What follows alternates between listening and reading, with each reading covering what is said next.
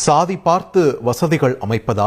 தாழ்த்தப்பட்ட மக்களாக பிறந்து 2 தலைமுறைகளாக மின்சாரம் உள்ளிட்ட அடிப்படை வசதிகள் இல்லாமல் வாழும் தீர்த்தக்காடு மக்கள் அவர்களின் தீராத பிரச்சனைகளை கூறுகின்றனர்.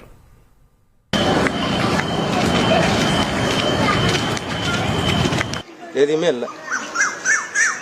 சின்ன பிள்ளை பூச்சொட்டி கிடந்தா படுத்து கிடந்தா செத்துறான். யாருமே கரண்ட் இல்லைனாக்கா எல்லாம் அதான் பிரச்சனை.